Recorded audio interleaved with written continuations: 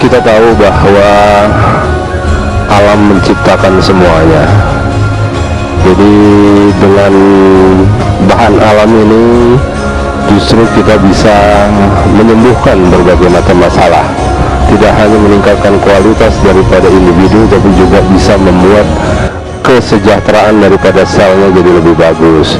Jadi para teman sejawat sekalian yang sekarang ingin mengobati pasien, tidak cukup hanya sekedar mengobati, tapi menyembuhkanlah yang lebih penting. Artinya menyembuhkan adalah pasien tidak tergantung terhadap obat terus menerus, tapi dia bisa hidup dengan mandiri tanpa dibantu oleh apapun.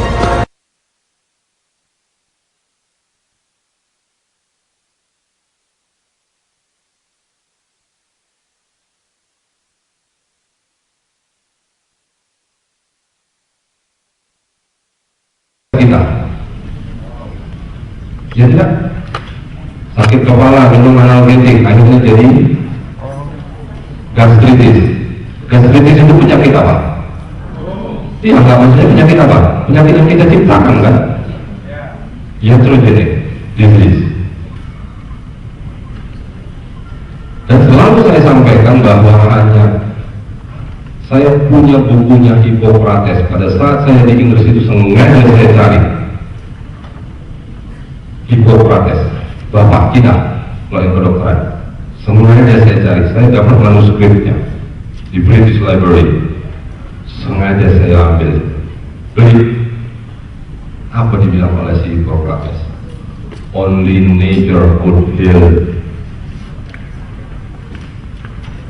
Ya kan? Sekarang kita pertanyaannya mau mengobati atau menyembuhin? Berarti kalau yang bisa menyembuhin siapa? Alam. Siapa yang ciptain penyakit? Tuhan. Dan hanya Tuhan melalui ciptaannya juga lah yang bisa menyembuhkan. Bagaimana? Nah, secara teori medis kita bahas hari ini. Bagaimana sampai ini bisa berfungsi seperti itu? Ya, our world is getting worse right now. Bumi kita ini sudah semakin buruknya. Polusi, makanan-makanan yang sudah dicampur dengan segala macam pestisida dan segala macam lah. Dr. Jensen already mention, katanya bahwa penyebab penyakit adalah toksin. Yes, drugs. Ini adalah semuanya yang kita sebut sebagai xenobiotik. Xeno artinya asing, biotik ya biota, makhluk asing. Jadi kalau sekarang kita ini tidak dijajah secara ekonomi ataupun politik, tapi sudah dijajah oleh benda asing yang masuk ke dalam tubuh kita. Oleh apa? Ya tadi itu segala macam ini, terutama ini unconsciously stress. Sadarkah kita? Global warming, stress nggak? Stress itu bukan berarti di sini patah hati, broken heart, ditinggal seseorang yang dicintai, tidak hanya itu. Weather changing, pertukaran cuaca, stres tidak? Tanpa sadar itu akan mengganggu dan merusak ke dalam tubuh kita. Terjadilah proses degeneratif yang semuanya itu menyebabkan terjadinya proses penuaan dini. Sadar atau tidak sadar? Salah satu ciri daripada mitokondrial sitopati adalah 8L. Latihan sebelum makhluk oleh tolong makhluk lagi lebay. Gak teratasi yang 8 ini, muncul satu L lagi, lumpuh.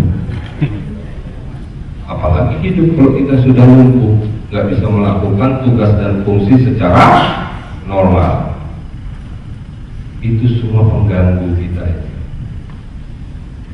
Saya selalu menyampaikan, susahnya sekarang minum nggak jamin makan nggak jamin, ya udah nggak usah makan, nggak usah minum, ngirup udara juga polusi. Terus mau ngapain? Only the strong cell could fight with this world. Hanya sel yang kuat lah yang bisa kita berperang melawan apapun di luar sana yang akan mengganggu kita. Tapi tolong sel yang kuat ini dibangun. Sudah jelas pola hidup kita nggak pernah boleh tunjuk tangan siapa yang betul-betul pola hidupnya sehat, nggak ada deh. Walaupun dia bisa berolahraga dan segala macam, tapi makanan kita apakah kita jamin? There is no guarantee. Jadi sekarang gimana? Yuk cari backup, cari protektor, cari bantuan. Bantuannya bukan sifatnya doping, tapi harus membangun selnya. Saya selalu mengatakan, kalau masih ingat teman-teman IPC, sel inilah rakyat negara kesatuan Republik Indonesia. Sel kita, sama kita ini sekarang. Kapan NKRI ini kuat? Kalau rakyatnya kuat. Jadi kalau sel kita tidak kuat, negara ini tubuh kita tidak akan. Jadi itu yang harus kita upayakan. Perihal stres ini yang paling menakutkan bagi kita. Jadi stres itu ada yang sifatnya long term, tapi ini proses yang menjadi cikal bakal manusia tersebut bisa berfungsi secara utuh. Mau jantungnya bagus, mitokondria harus benar. Mau sel-sel saraf otaknya bagus, mitokondria harus benar. Apapun yang ada di dalam tubuh kita, semuanya hanya mitokondria. Ingat, ini selalu saya pesankan, bahwa ada tubuh sisi yang sakit. Kita di konvensional hanya sibuk mengejar yang sakitnya saja. Pernah kita urusin sisi sehatnya? Pernah? Apakah kalau kita sakit semua tubuh sakit? Ada sisi sehatnya. Sekarang bagaimana caranya supaya orang ini bisa terbebas dari penyakitnya? Bangun sisi sehatnya. Karena sisi yang sehat inilah akan membantu yang sakit. Maaf, pendekatan kita selalu konsepnya adalah Newtonian. Memandang tubuh, body as a machine. Maaf, makanya ada spesialisasi. Sorry to say, saya juga dulu di situ. Makanya dokter Mahdi nyerah dia pada penyakit dalam. Ya sama, saya juga begitu. Bagi seorang kardiologis, apakah saya selesaikan masalah? Tidak. Karena yang saya sibuk urusin hanya jantung stok. Sisi lain, ya kalau ada masalah kirim aja ke spesialis yang lain nanti. Apakah begitu? Bangunlah sisi sehatnya agar individu manusia ini betul-betul bisa bagus kembali. Bagaimana supaya sisi sehat itu bagus? Kapasitas energi di dalam selnya harus bagus. Jadi bagaimana supaya itu? Sadarkah kita bahwa seluruh penyakit yang terjadi semuanya itu disebut sekarang sebagai mitokondrial cytopenia?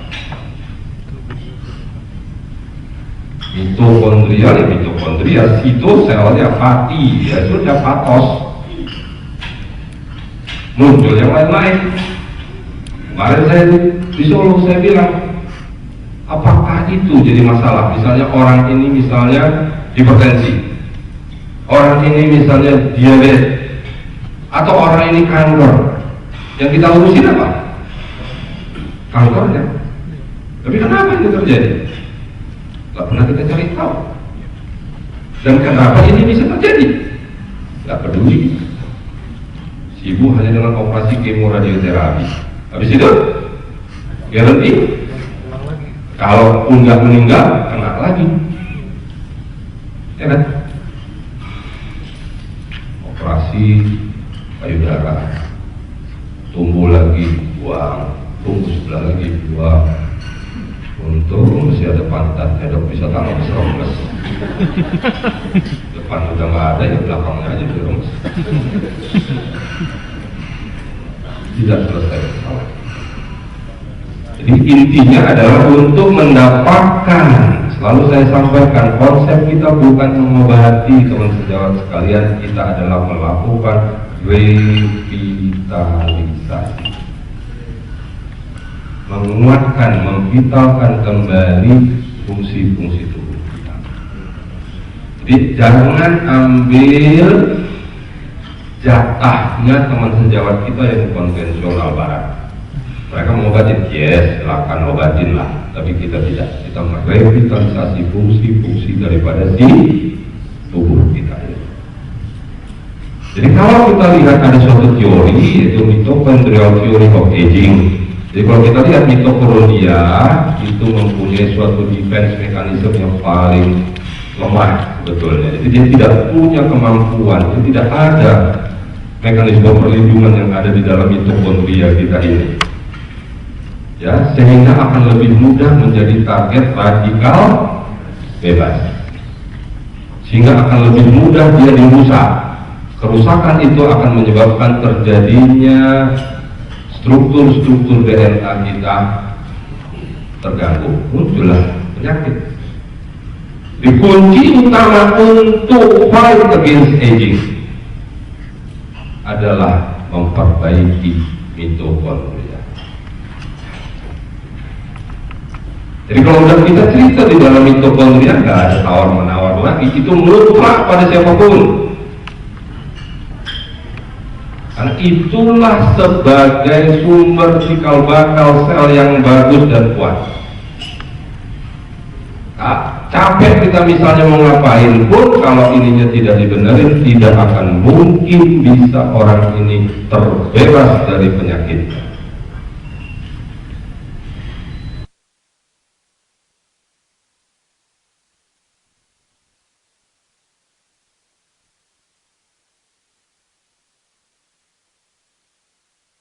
Solusi yang terbaik dan sangat-sangat dipertanggungjawabkan secara medis dan juga bisa bekerja secara biomolekular adalah iridoid. Iridoid adalah kandungan yang banyak terdapat di dalam noni yang mempunyai aspek sampai ke tingkat molekuler, dan DNA-nya juga sudah terbukti sangat baik. Mudah-mudahan dengan simposium ini para teman sejawat sekalian sudah lebih bisa menangani pasien dengan baik dan menyembuhkan segala macam penyakitnya. Terima kasih.